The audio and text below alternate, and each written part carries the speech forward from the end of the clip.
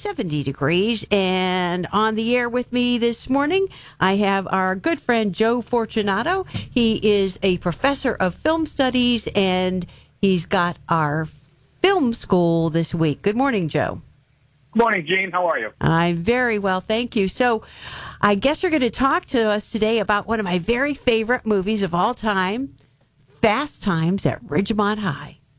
Yes, we're going back to school today, and we're celebrating, actually, if you can believe it or not, the 40th anniversary of Fast Times at Ridgemont High, which was released on August 13th, 1982, so its anniversary is coming up here in a few weeks. It was directed by Amy Heckerling, who also went on to direct Clueless. It was written by Cameron Crowe, who did Almost Famous and Jerry Maguire.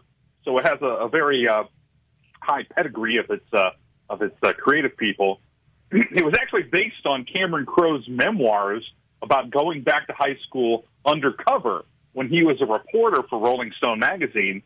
He ended up turning that article into a book, which was then adapted to the movie screenplay.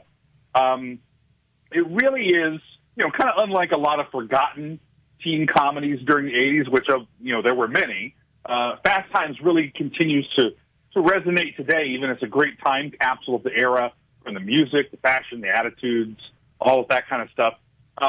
Critic Richard Roper, who is somewhat famous, called it the Citizen Kane of raunchy teen comedies and maybe the best of the genre.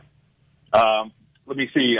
Film director Amy Heckerling said that she wanted to make a comedy that was a little less structured than conventional was, more like American Graffiti, which is kind of interesting because I always look at American Graffiti as sort of the soulful antecedent of Fast Times at Ridgemont High, and then maybe its successor would be Dazed and Confused in the 90s. So every decade you kind of have one of these films that relive high school in a really unique way. So wasn't this the breakout role for Sean Penn? Wasn't this the first time we saw Sean Penn really do something big? Absolutely. This is a breakout role for so many. In fact, it's such a great cast. And it actually, I don't know who counts these things exactly, but it has sort of the highest number of teens, which was about 9 of them, who would go on to have successful careers as adult actors.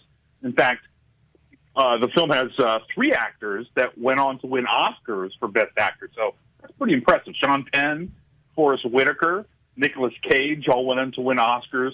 Cameron Crowe, again, the writer, went on to win Oscars as well. Even sort of background characters like Spicoli's Buds were Eric Stoltz and Anthony Edwards, who would later play, Goose or be on ER. So it really is an amazing cast. And who could forget Phoebe Cates coming out of the swimming pool? Yep, no. I wasn't sure we were allowed to talk about it. But, well, you certainly can, sure. It's actually, because Fast Times sort of came out with the boom of home video and videotapes. And again, I'm not really sure who measures these statistics, but it was once called the most paused videotape moment in the history of home video. Whatever happened to Phoebe Cates? Do you know? I mean, was this the only movie she was in? Well, she went on and she was in Gremlins and she was in a few other things. She certainly never became the big star that a lot of the other cast members did. Speaking of casting, we often talk about casting, and you mentioned that this was Sean Penn's first role. It was Nicolas Cage's first film, even though he had a very, very minor role. But some of the people that auditioned for or were considered for parts is also pretty extensive. Tom Hanks was considered for the role of Brad. He'd later go on to star in Bachelor Party a couple years later. Justine Bateman was offered the role of Linda, but declined. She went on to star in Family Ties. A number of other people: Jodie Foster, Brooke Shields, Ralph Macchio, Matthew Broderick, Michelle Pfeiffer. It's really a who's who of young actors at the time, all of which that would go on to success. Wow, fantastic! Well, what a great movie to remember.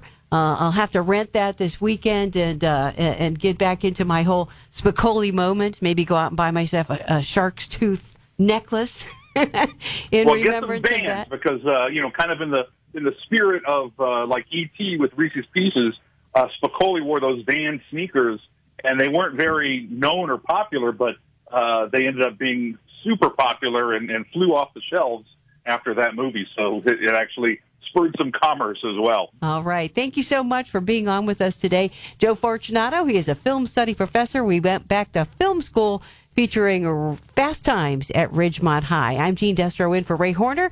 Now Stephanie with traffic.